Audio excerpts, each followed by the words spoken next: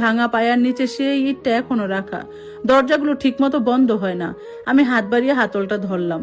অদ্ভুতভাবে কাঠটা উষ্ণ লাগছিল। ধীরে ধীরে দরজা খুললাম। কর্মর শব্দে দরজা দুটো খুলে গেল।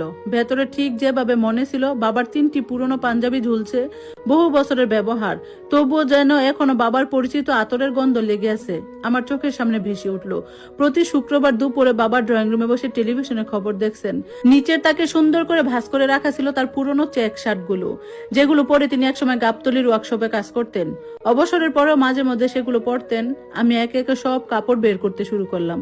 একটা, দুটো, তিনটা সব মেঝেতে রেখে দিলাম। তার নিচে ছিল অনেকগুলো পুরনো সংবাদপত্র, প্রথম আলো, ইত্তেফাক, কালের কণ্ঠ। কিছু পত্রিকার তারিখ দেখে অবাক হয়ে গেলাম, 20 বছরেরও পুরনো। আমি ধীরে ধীরে সেগুলো সরিয়ে রাখলাম। তখনই চোখে পড়লো পেছনের দিকে লুকিয়ে রাখা 5টি ছোট বাক্স, জুতার বাক্স। যেন ইচ্ছে করে কেউ সেগুলো আড়ালে রেখেছিল। প্রথম বাক্সটা হাতে নিলাম, হালকা। খুলতেই দেখি বাবার পুরনো রেঞ্জ, স্ক্রুড্রাইভার, হাতুড়িয়া, নানা যন্ত্রপাতি। মরিচা পড়ে গেছে, তবু এগুলো চিনতে ভুল হলো না। এই যন্ত্রপাতি দিয়ে বাবা এক সময় মানুষের গাড়ি মেরামত করতেন, অনেকের কাছ থেকে টাকা নিতেন। এই হাতিয়ারগুলি আমার সংসার চালিয়েছে কঠিন সময়ে। আর অজান্তেই ঠোঁটে হাসি ফুটে উঠলো। বাক্সটা পাশে রাখলাম। দ্বিতীয় বাক্সটা খুলতে বুঝলাম এটা ভারী। খুলতে আমি স্তব্ধ। অসংখ্য ছবি, সাদা, কালো, রঙিন, অনেক পুরনো। বাবার তরুণ বয়সের ছবি, মায়ের হাসি মাখা মুখ, বড় ভাই রাশাদ ছোট্ট শিশু, বড় বোন নীলা হাঁটতে শিখছে, আর আমি বাবার কোলে বসে আছি। এই ছবিগুলো আমি কোনোদিন দেখিনি। মা সবসময় বলতেন বাসা বদলের সময় সব ছবি হারিয়ে গেছে।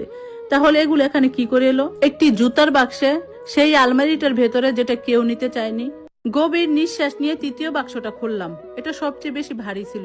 ভেতরে একটা পুরনো বাদামি তোয়ালেটা খুলতে বেরিয়ে এলো চামড়ার মোড়ানো একটা ডায়েরি, গাঢ় বাদামি রং, কোনাগুলো ক্ষয়ে গেছে। মলাটে সোনালী অক্ষরে লেখা মোহাম্মদ আব্দুল করিম, বাবার পুরো নাম।